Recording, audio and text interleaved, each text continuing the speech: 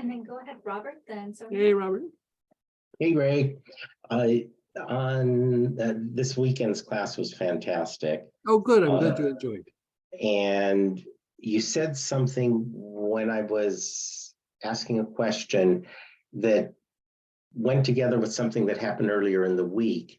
A longtime client of mine, I vaguely knew she had scoliosis, but this was from years ago and we never really addressed it. It wasn't prominent until this week. And then when you were talking in class, it's like, oh, there's something for scoliosis.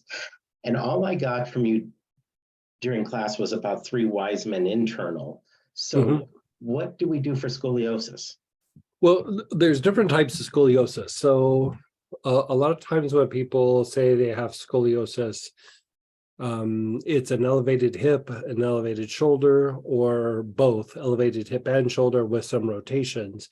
And depending on which one's elevated, it throws like these different kinds of curvatures through the spine.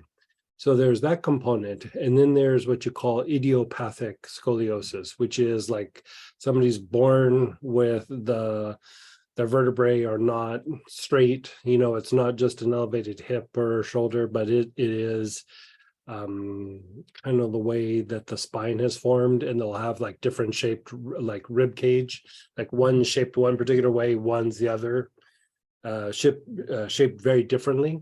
That one's very hard to treat. You know, you're basically trying to keep the person comfortable, but anytime you're dealing with scoliotic patterns, you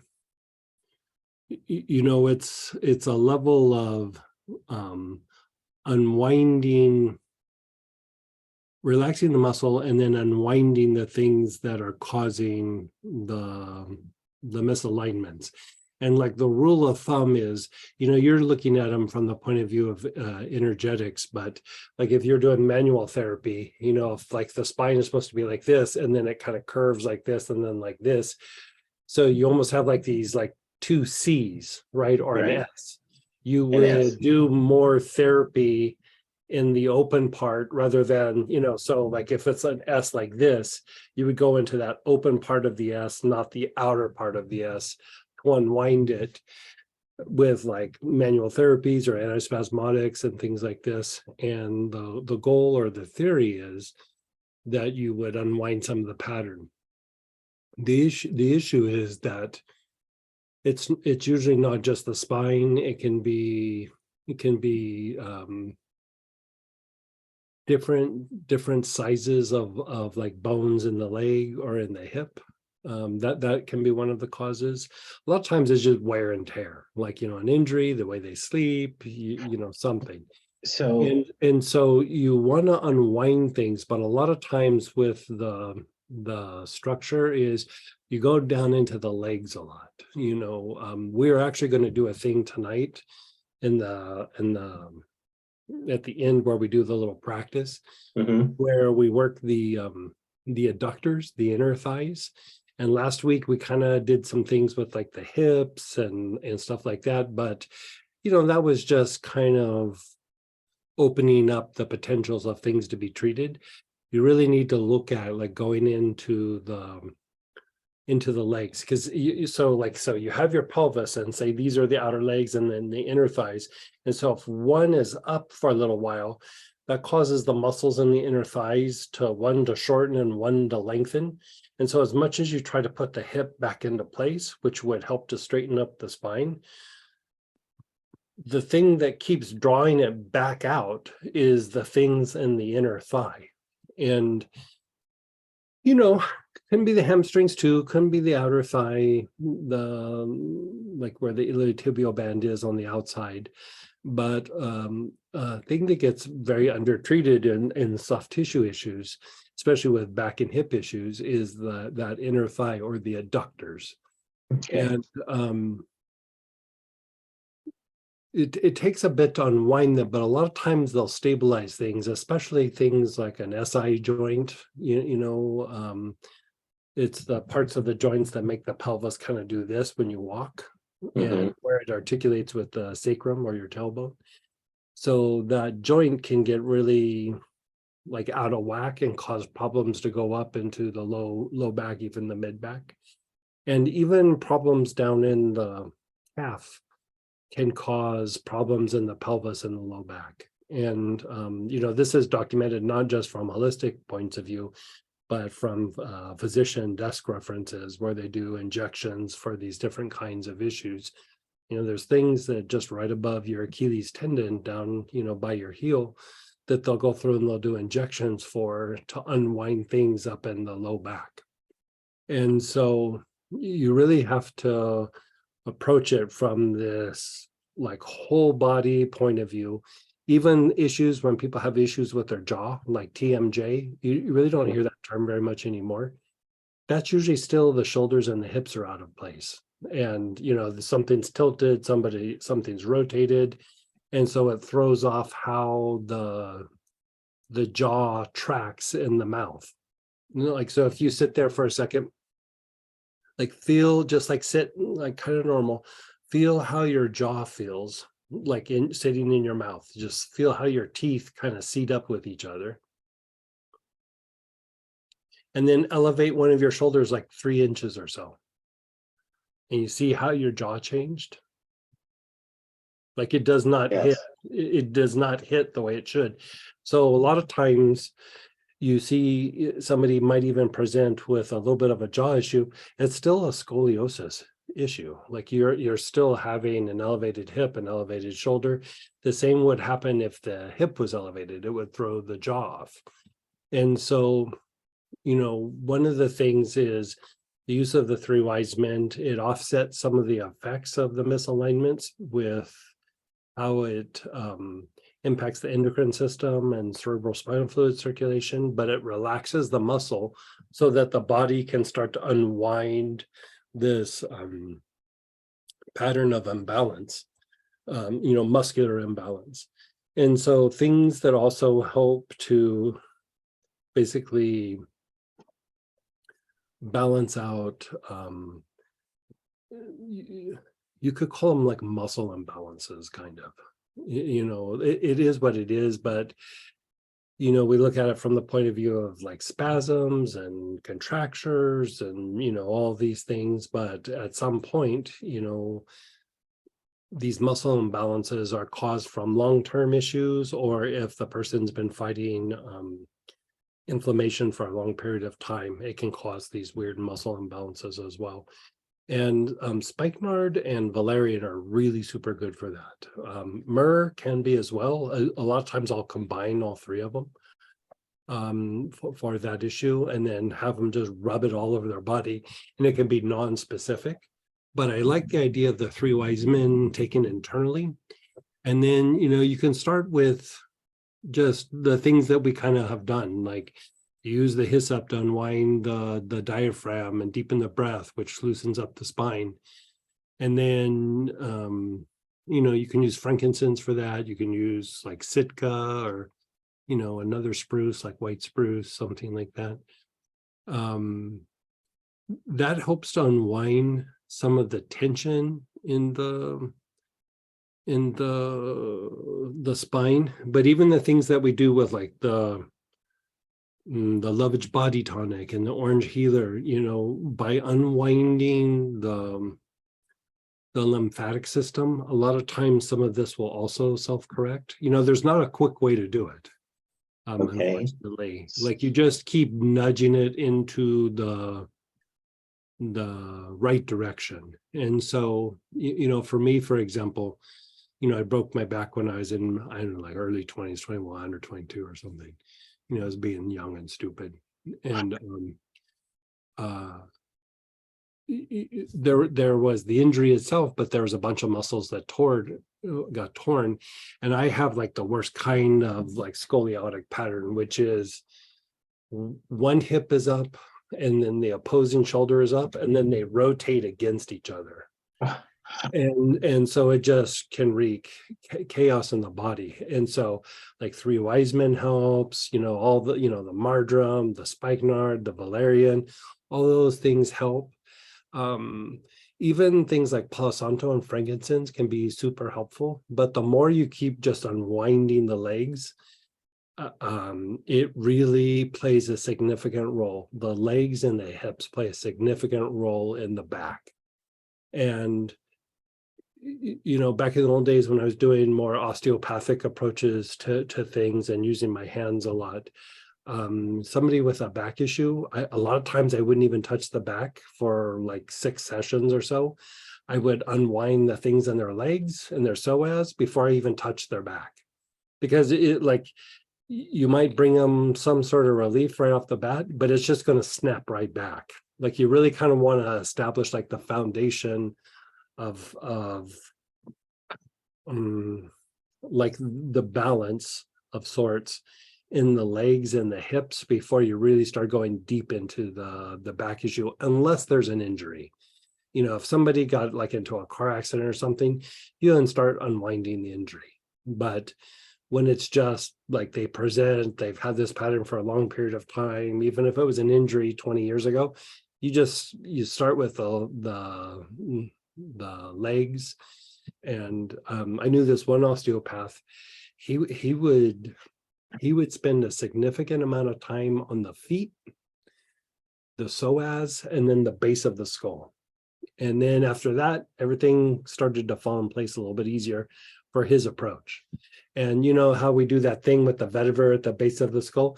That's still kind of about trying to align some body misalignments. You're opening up the neck and the chest. And so it's a lot of the stuff that we do is like geared towards targeting the things that we talk about, but also there's body alignment things that are getting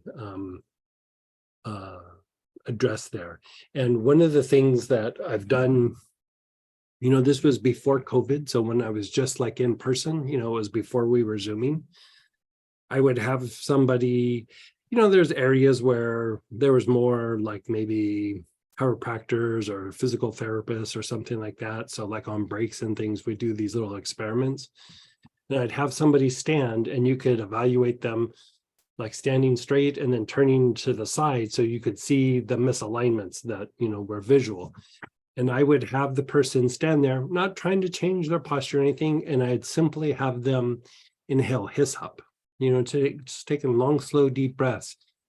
And, you know, you're not just targeting the diaphragm there. You are opening up the spine and the, you know, all the muscles in and around the spine.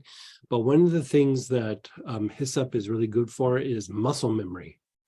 And you're unwinding kind of some of the muscle memory of like, oh yeah, my shoulder, this is what we do. You know, we're elevated 3-4 inches. It's just me. Hiss up really helps to unwind that. And you don't even have to really use it topically. You can just like sit and inhale it quite substantially. And if you do that on a regular basis, combined with 3 Wiseman, even that starts to unwind the pattern. And, you know, today we're going to do some work on the thigh, especially the inner thigh.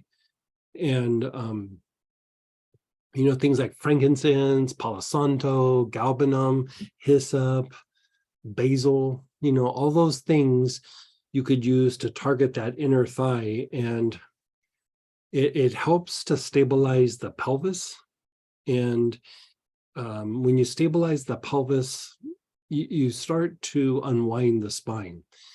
You could say that the head and the pelvis mimic each other. Like, so if one's like kind of torqued, the other one's going to torque, right? So, you know, there's styles of chiropractic practices where they only adjust the first bone in the vertebrae, you know, at the base of the skull.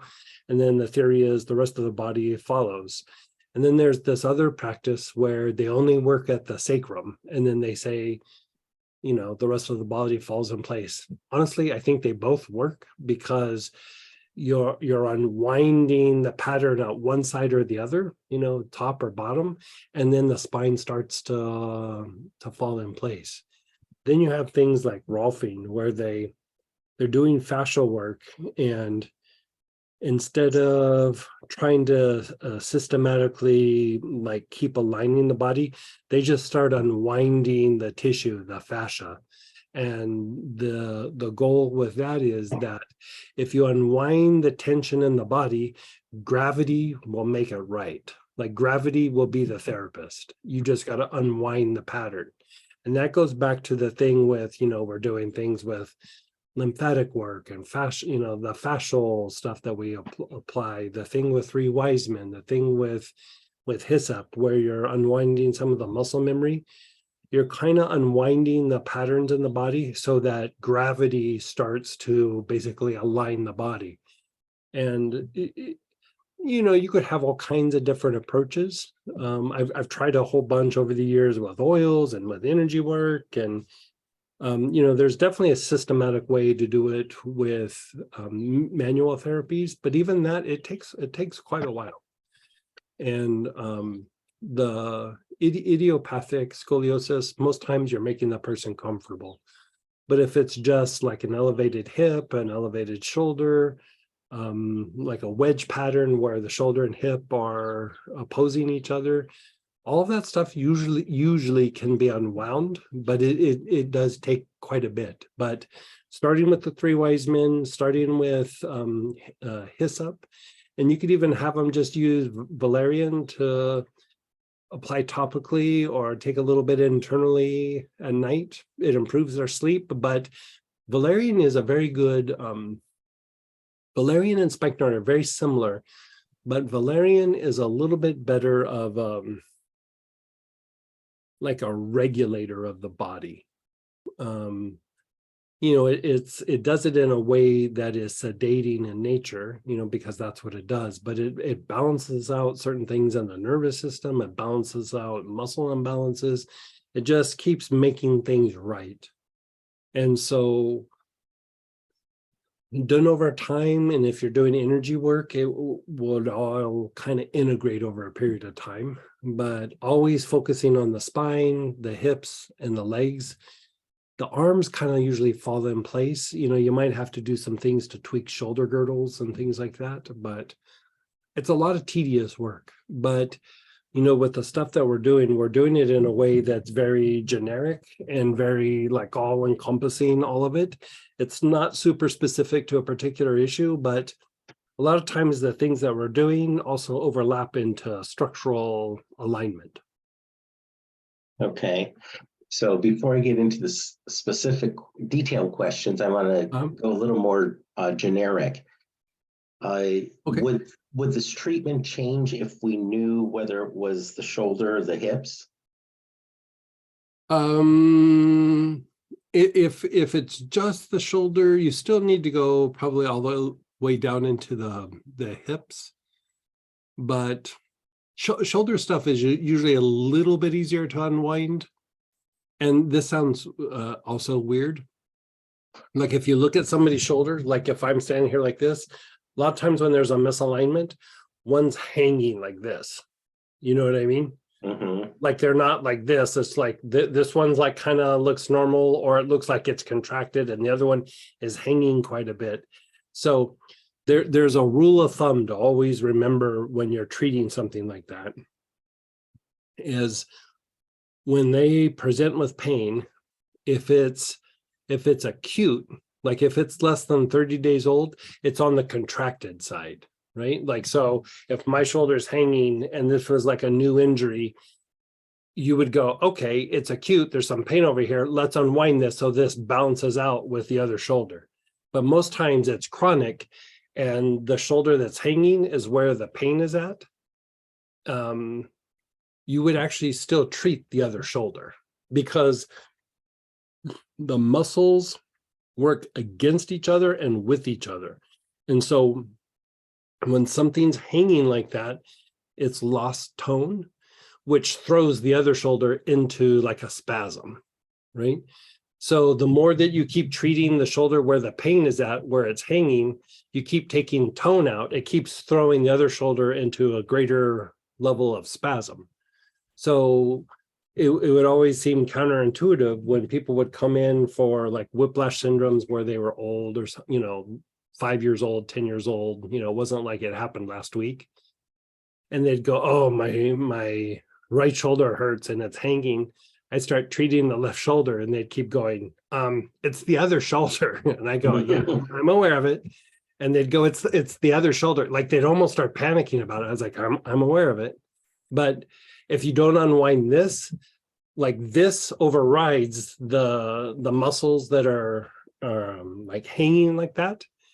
And if you keep loosening this up, it keeps contracting this side more and keeps making it worse, so that this shoulder really can't recover. So you have to keep taking the tension out of the contracted side to allow this side to start to develop some of the tension and go from that really elongated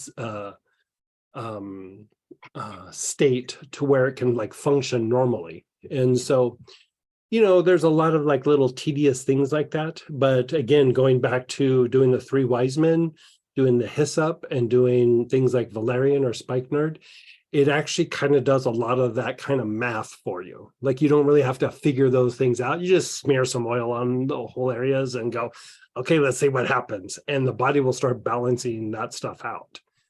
And so, with the oils it's actually much easier than with the manual therapy, because you just kind of start smearing stuff on things and it balances it out. Where with manual therapy, you had to be super specific. Like you really had to unwind things in certain ways. And then you have the layers of the muscles that you're like, I can't go too deep on some of these things until I bounce this other thing out. It gets really complicated. And so oils, you just smear it on and call it good. I don't know that it takes longer using oils versus manual therapies. And then you mix in some energy stuff with it and keep cleaning up the spine and stuff like that. The spine and the diaphragm would be the 2 big things. And then those 2 rope muscles here on the neck, the sternocleidomastoid. You keep unwinding those, the body will start evening out without you having to be super specific to the different areas. I have some, like they're in like chicken scratch. I don't know, I'd have to clean them up, but I have a whole bunch of notes about all the different tilts and rotations, and even the symptoms that went along with the tilts and rotations. And so a lot of times when we're talking about things here, and we're talking about like maybe a glandular issue or something, a lot of times there's also a structural manifestation of that. And when we talk about like how to treat it, a lot of times I don't talk about the structural misalignment, but I'm usually addressing that in the approach. And so that's why sometimes it'll be like, this works, but this one doesn't. But in certain situations, this does. It's a lot of it has to do with structural alignment issues. So if I sort of interpret what you just said, using the oils, we don't even really need to have a diagnostic to know whether it's the shoulder, the hip, and which side, and or both, and how they're rotated. We just simply do the oils. Yeah, especially things like 3 wise men, like hyssop, like even marjoram, like where you're putting it on the spine. The use of spikenard or valerian. And then any of the lymphatic work, all the lymphatic work, if we were to, like, I actually thought about doing this, not like on camera during the Zoom, but I was thinking about taking a few individuals, and the thing is like you would hang like a plumb line so that you could see like how they're off center, because like you're looking at just, are these things balanced, but sometimes they're also off their center line as well. Right. So you look at it from the front and from each side and from the back, and you would take pictures of it. And then there's ways where you go through and you measure, like I have these little devices that are, they're like levels, but you use it to measure like where the shoulders, where the hips are. And then you actually do it with the ears to see how the skull has changed. And so you would do all those measurements, and then we were just my idea was just to take them through all the lymphatic stuff that we're doing and then reevaluate at the end. And my experience in the past is when we do like really extensive lymphatic work, all those tilts and rotations and off center line actually all start to balance out and center up. They start to unwind because the lymphatic movement and function directly impacts like the fascia and the connective tissue, which then directly impacts the muscles. And as you start to just unwind all this stuff, the body starts to level out. And so it's less technical way of handling some of these issues.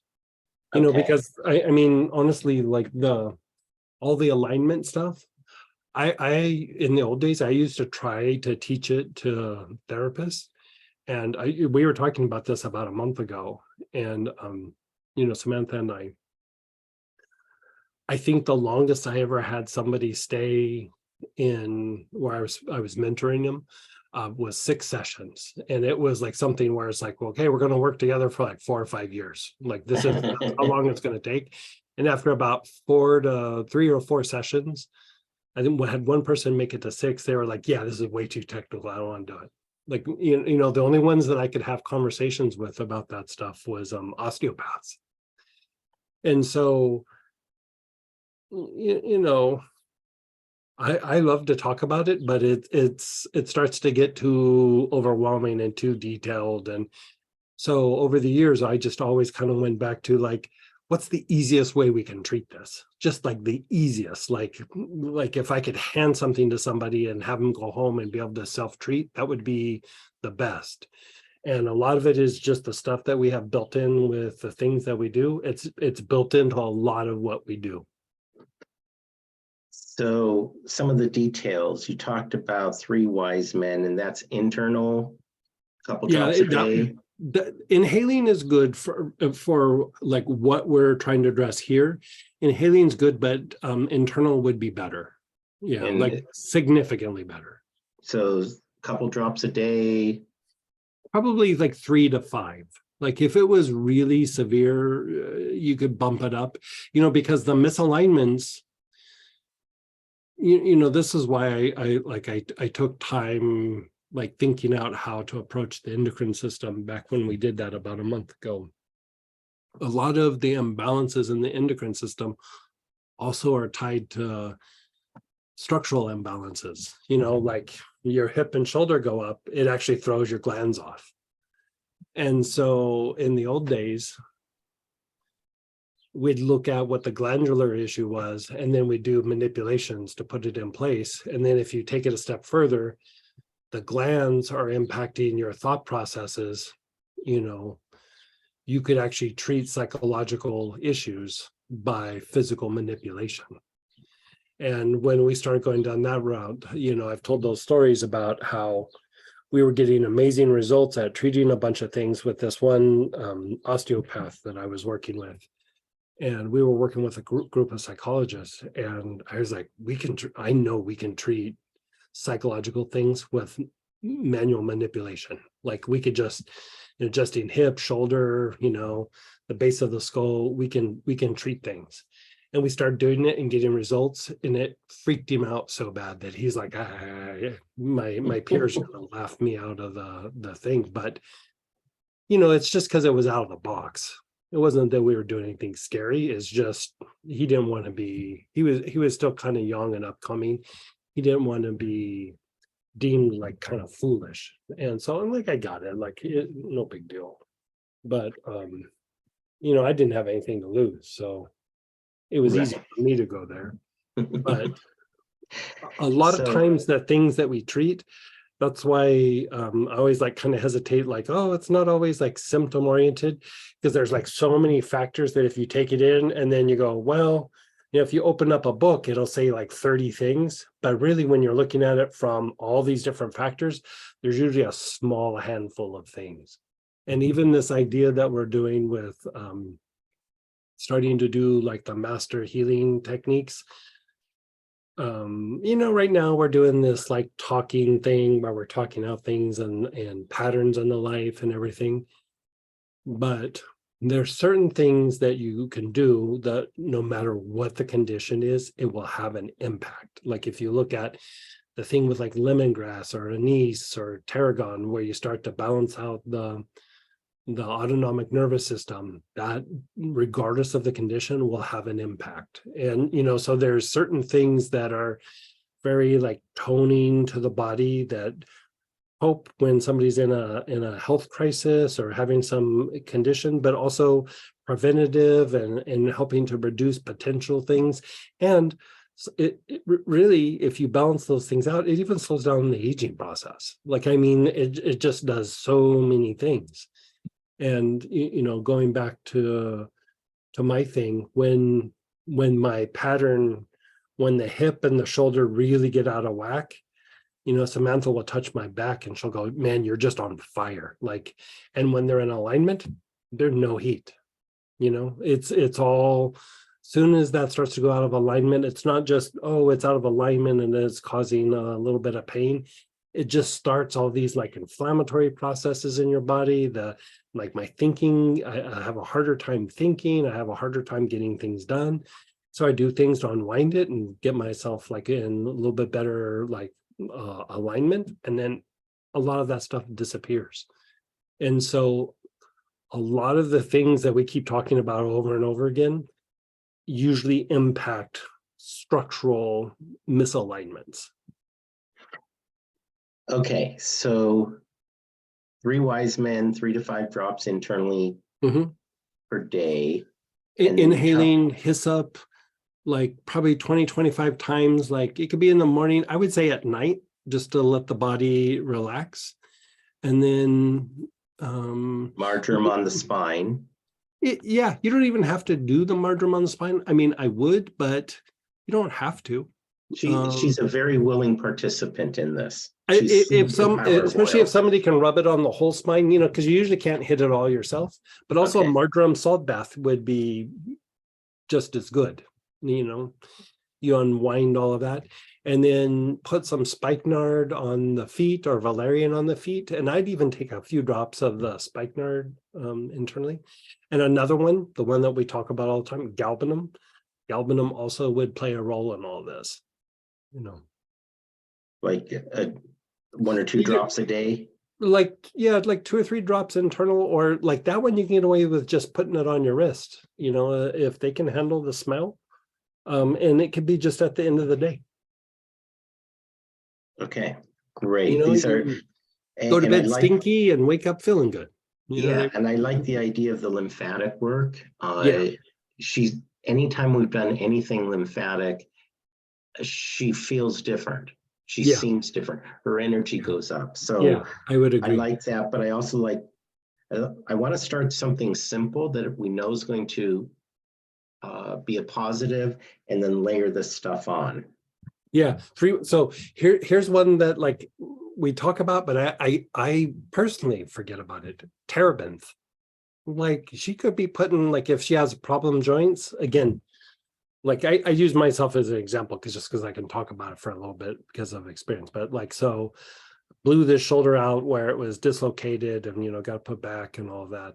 But again, torn muscles in the shoulder girdle. And, there'll be times where maybe I've slept wrong or been traveling where it gets pretty locked up, where I can barely turn my head that way. I'll put on antispasmodics and all kinds of things. And I'll start putting on terebinth and the trigger point blend. And within a couple applications, I have almost full range of motion. Like it's not bothering me anymore. I don't have the pain.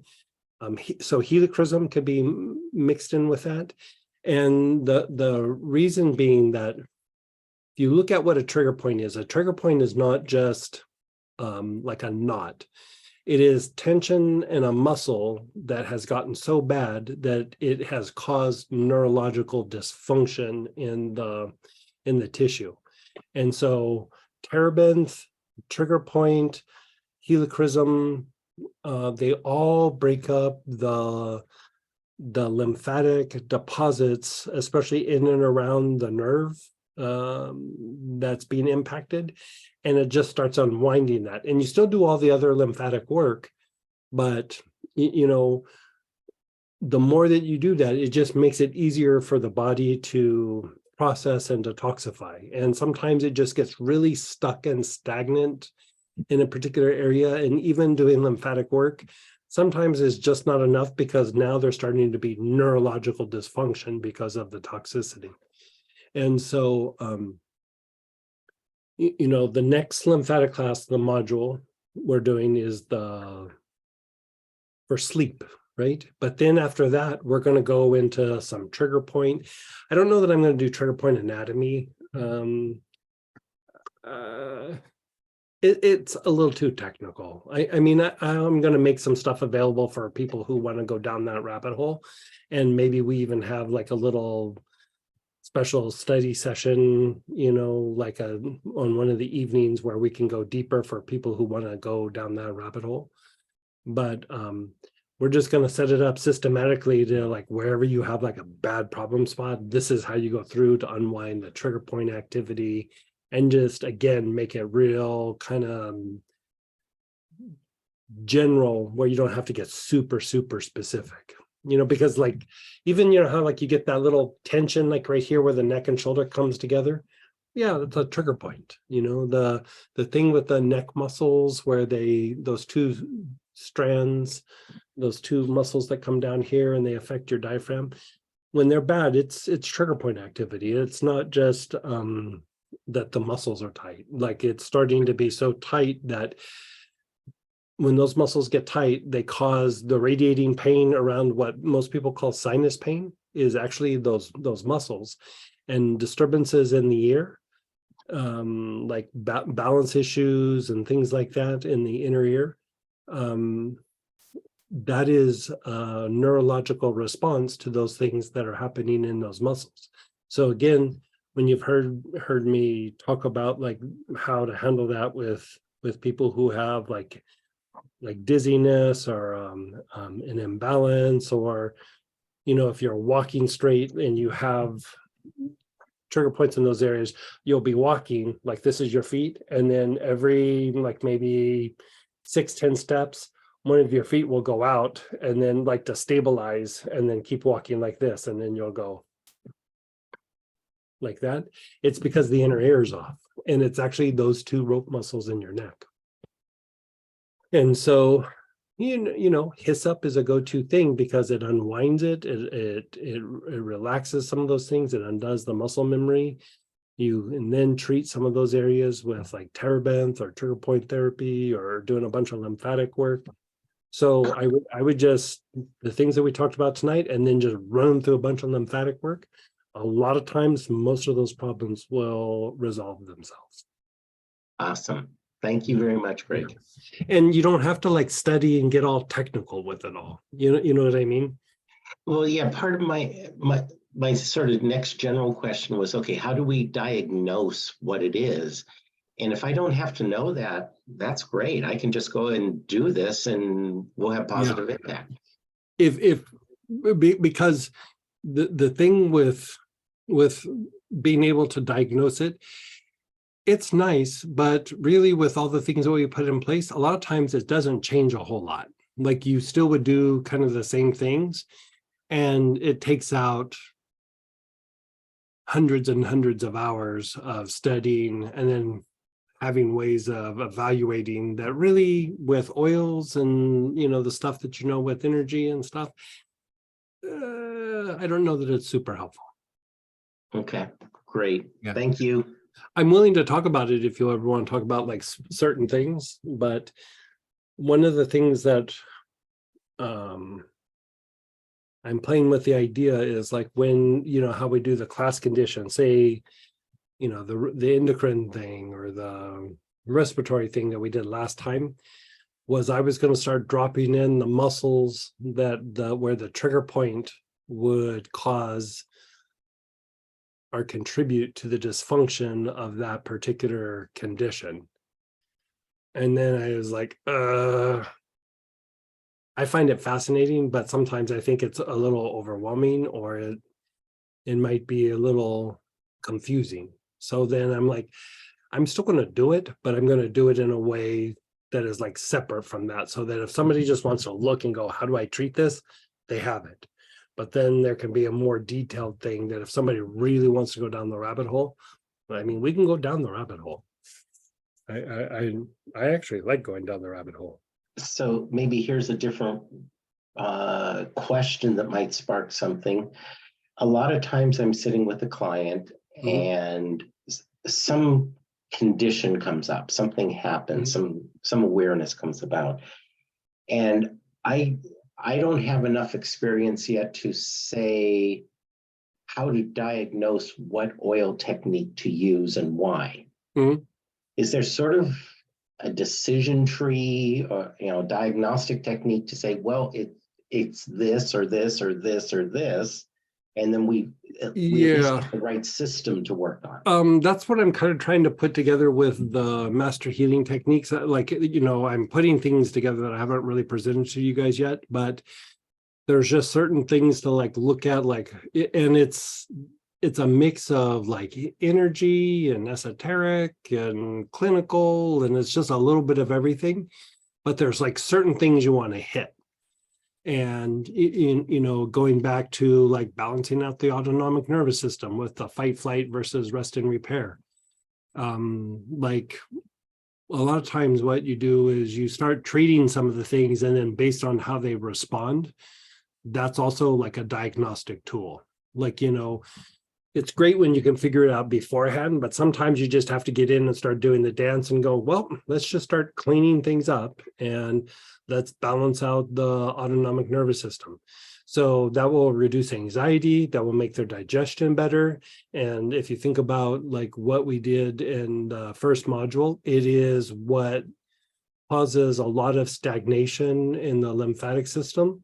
And just by going through and doing that, you're starting to make things work better. And if it starts to bring a relief, like, that's helpful. And just right there, either we need to go deep into the gut or we need to go deep into the lymphatic function, but most likely it's going to be both.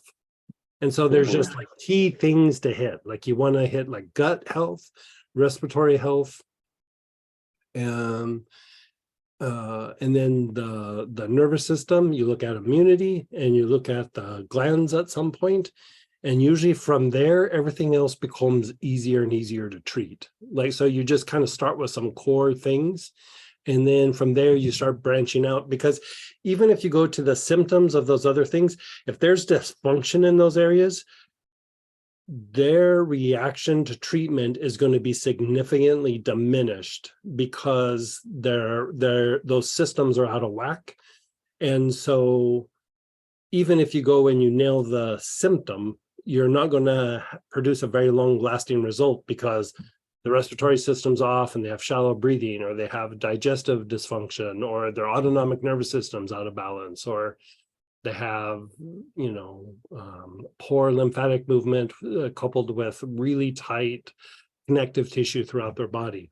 And so you start looking at these things, and it's like you basically kind of treat those things and get them to a certain state, and then you step back and you go, okay, so now what's happening? And then after that, whatever symptom-oriented approach you do usually lasts significantly longer. Okay.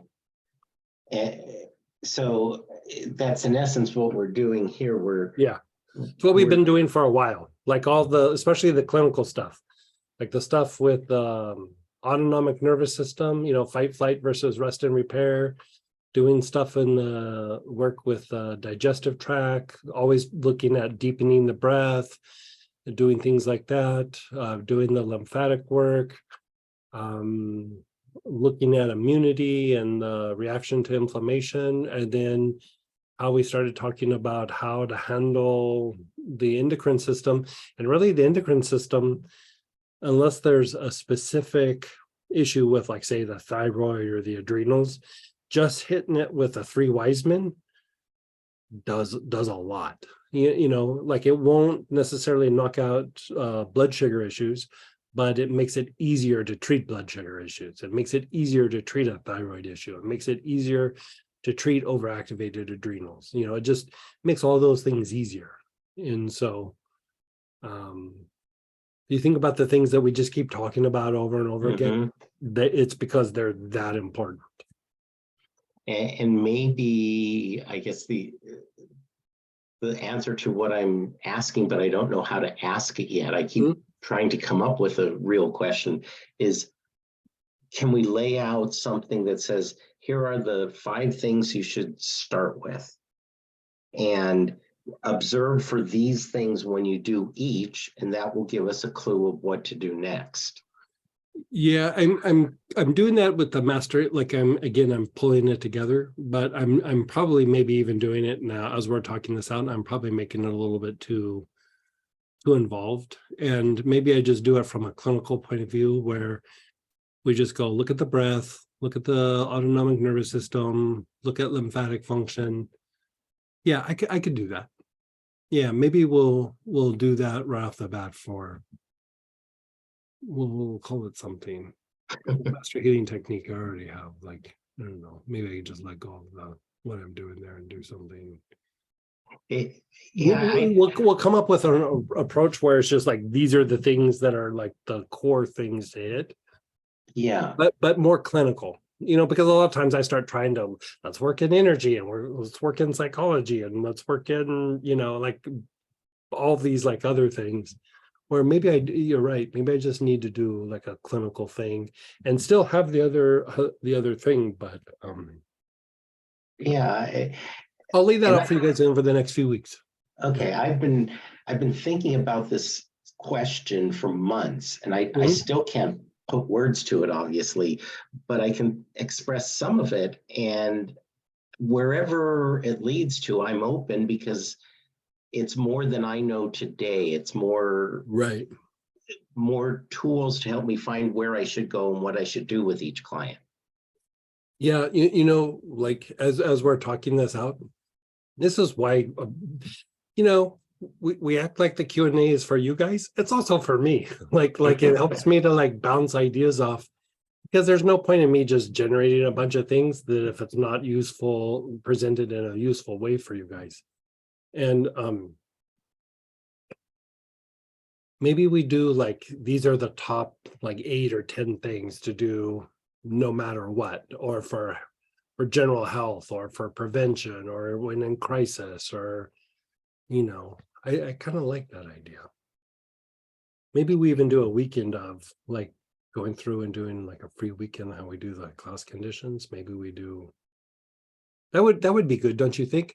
Like do like a class, how we're doing the class conditions, like we did endocrine and respiratory.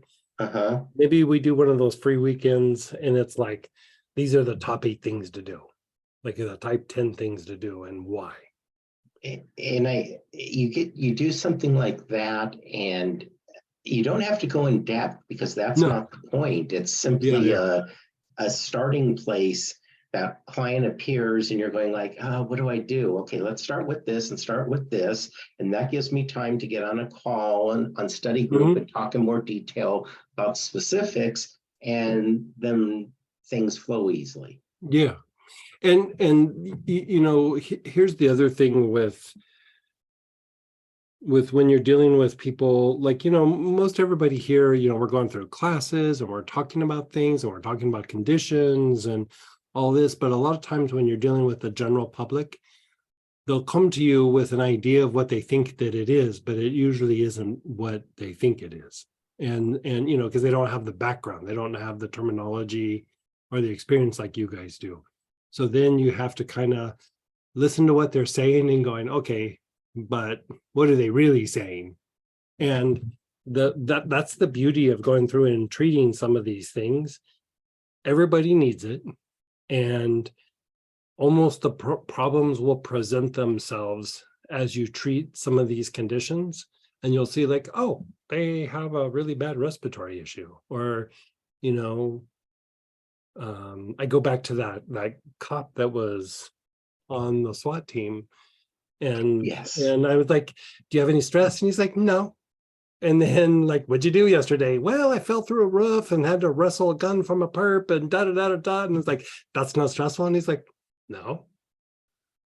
It's like, that's incredibly stressful. Like, even if it didn't register in his mind, it's incredibly stressful. But if you ask him, he doesn't like he's the frog in the boiling water. His every day is stressful. So if you ask him to compare Monday to Wednesday, which one was more stressful, he'll go, they were the same. There's no stress. You know, and so we kind of come from different places. And so there could be these core things that we go through. I like this idea. Let's do this. Okay, and so let me also throw something there because you alluded to something.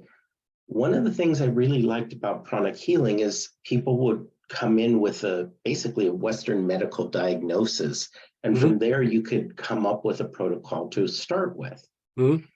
And what I'm seeing is people come in for healing in general and say, this is what my doctor says the problem is. And again, like you said, that's not really the problem. That's the symptom of the problem. Right. Like it's like blood pressure is a perfect example. There's things that you can do for blood pressure, but usually a bunch of other things need to be done for the blood pressure treatment to work. You know what I mean? So then you go, well, we could just treat blood pressure, but really you got to treat these other things. And so, yeah, I'll come up with, we could probably cover it all in like 8 or 10 like little segments. And, okay. Yeah. And then it's treatment and evaluation at the same time. And then it makes whatever you're going to treat after that. You know, bottom line, usually when you do these 8 things or 10 things or whatever we decide that it's going to be, it usually makes people feel better in ways that they didn't know they felt bad until it feels better. Yes. And so you're starting to make people feel better in ways where they're like, oh, I'm feeling clear. I'm feeling more relaxed. I'm feeling clearer in my head. And you know, I'm realizing that my work life is toxic and, you know, I'm having issues with my partner, or, you know, like other things start to come to light. And, you know, one of the things that happened many years ago was, you know, I used to get pulled into different kind of research projects and things. And I was pulled in by this one psychologist, and we were evaluating people before treatment, and we'd have them fill out this like, you know, questionnaire, and it was like 120 questions or something. Something they put together, right? And then we'd treat them for like 3 months, and then we'd have them fill out the same questionnaire again. And when you looked at the questionnaire, it actually looked like, you know, because it wasn't physical symptoms. It was like, how do you feel? How do you feel in the morning? How do you feel? You know, yada, yada, yada. You know, it was all these kinds of questions. And when you looked at it, it looked like they got worse. And, you know, the psychologist and I was like, that's really weird. Because when you would interview them, they were more positive, they were more resilient, they were more problem solving. And so we went back and we re-interviewed them, and we sat there together because we were like just kind of like floored by the questionnaire. And it was all those kinds of things, like I realized that I'm in a toxic work environment and now I'm a little bit upset and da da da da. And so, you know, again, going to just, instead of treating the I'm upset, it's like, well, how are you going to handle the toxic workplace? And they were like, I'm going to do this, I'm going to do this, I'm going to do this. You know, they had like strategies in place, and the questionnaire didn't address those kinds of things. It was just like looking at symptoms. And so if you go like, well, you know, when you answered your first questionnaire, you said you were happy with your job, and they go, yeah, now I've had all this therapy, I realized I'm super pissed at my job. Like I'm super pissed. And they had internalized it, right? And so it was causing all these other symptoms. And so when you looked at the questionnaire, it looked like they got worse, but they were like, now I can do something about it. Like now I can have a talk with my boss, or I can leave, or you know, whatever it is. And so that goes back to that whole idea of treating a symptom versus helping a person get better, so that like either the body resolves the issue, you know, the body's healing itself, or the person starting to resolve issues in their environment, like the thing with the multiple personality people. When we first did our first wave of them, we were getting to the point where, they're checked out. So most times they were surrounded by people who were really taking advantage of them. They were cleaning people's houses for free. They were babysitting like 30 hours a week for free. They were, there was just all these things where people were really taking advantage of them. And, as we were reducing the amount that they were having those multiple personality kind of tendencies, we were like, how are we going to handle this next phase with how they're going to interact with the people who have been taking advantage of them for all these years? Because everybody that we were treating was 10 years or longer. And as soon as we started getting them feeling better, they would just come in and they go, yeah, I had a talk. My favorite term was this one. She goes, I had a come to Jesus meeting with everybody around me. Just come to Jesus. I'm not cleaning your house anymore for free. I'm not going to do this for free. You have to pay me to do this, or, I'm not doing it anymore. They just started cleaning house. And we both, again, kind of sat there and looked at each other like, we thought we were going to have to resolve this for them. We just got them feeling better. They resolved it themselves. Like, we didn't have to figure anything out for them. It's the same idea, but for the body. Yeah, and the oil that to me does a similar thing is assemblage point. Yeah. If someone's sitting there and they can't see there are other perspectives, and I'm going like, well, what about this? What about that? I just have them smell assemblage point and have them talk a little more, and suddenly they go, oh, I never thought about trying that. Amazing. Yeah. Assemblage point is amazing. Even, we're talking about conditions, but the conditions can be spiritual or anything. I don't know how you label them or how they fit in. I still don't see the picture, but I know you do. So I'm letting go of it, and I'm excited to see what comes. Yeah, honestly, sometimes in different circles, I'm talking about the same thing. I just use different terminology. Like it could be esoteric, it could be psychological, it could be like clinical or even structural. And like what I'm saying is usually more about what the group is rather than that they're all these separate things, because everything has an esoteric all the way down to very primal, physical, an emotional, a psychological, a clinical. They're all on this like spectrum. And you're really addressing all of them when you have a bit more of a holistic approach. But in certain circles, they'll only identify with the psychology of something, or they might only look at it from a physical point of view, or you get in other circles and they only look at it from, very esoteric kind of spiritual things, and you still kind of take it down into the form, or you take it down into the, and so a lot of times when we're doing the different classes, I mean, that's we're addressing that in a way, but if I bounce around and say a bunch of different terms from the different aspects, it almost is like too confusing because our minds see them separate. Intuitive mind does not, but the mind, even for me, I'll forget. Like, perfect example is like the thing with the terebinth and the trigger point stuff. I forget about it, like, because I'll be thinking energetic, or I'll be thinking esoteric, and then I'll go, lymphatic. I gotta go back to the lymphatic. Am I not doing them? I'm teaching lymphatic all the time. I forget. Like, it's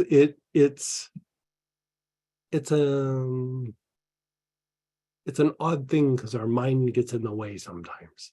It tends to overcomplicate it. But at the same time, we have to use the mind. Like, you know what I mean? It's like it's not that it's bad. It's just that you can't always just depend on all the definitions. Like, the definitions are good, But a lot of times what happens is you'll leave the intuitive part out, or I'll leave the intuitive part out, and I'll go, oh yeah. And then I bring it back and I go, this makes sense. But, if I get too in my head about something, which happens often, like I lose like a bigger picture. It's like you're constantly going from the telescope to the binoculars to the glasses to the microscope. And you just need to know like which one to use sometimes. And sometimes it's all of them. But even when we were doing esoteric things, we were still doing, like the chakra classes where we were going chakra by chakra, still hitting some clinical things, still hitting some psychological things, but it just wasn't like quite symptom oriented, but it still was having an impact on all those things. But if I threw all that in there, it would make it too confusing. It's almost like if you're going to go down the rabbit hole of esoteric, just go esoteric. If you're going to go psychological, then just go psychological. Maybe pepper in a little bit of something else, and it's because it's how everybody's mind works. It's not that like, oh, some people think this way, everybody's mind sees things in those pieces like that. So go deep down that piece, and then just take another piece. Like, sometimes the flyer information looks like it's talking about the same thing, but then we'll do the class and you can see like we're talking about some of the same things, but we're doing different approaches and there's different things to it. It's because it's from an esoteric point of view, from a clinical point of view, from a psychological point of view, from, an alchemical point of view. There's all these different kind of things that you're working. And at some point you just keep dancing with it until it produces this bigger result. Thank you very much. This has been great. Thank you, Greg. Oh, my pleasure. It's always nice talking with you. I'm going to do, I love your idea. Like, I was kind of doing that, but like, as we're talking, I'm making it way too complicated. Yeah. And Samantha is shaking her head like this, like, yes. I'm gonna tone it down, like probably middle or late June. We'll do this class about this top 8 or 10 things to do. Okay, great. Thank you, Greg. You're so welcome.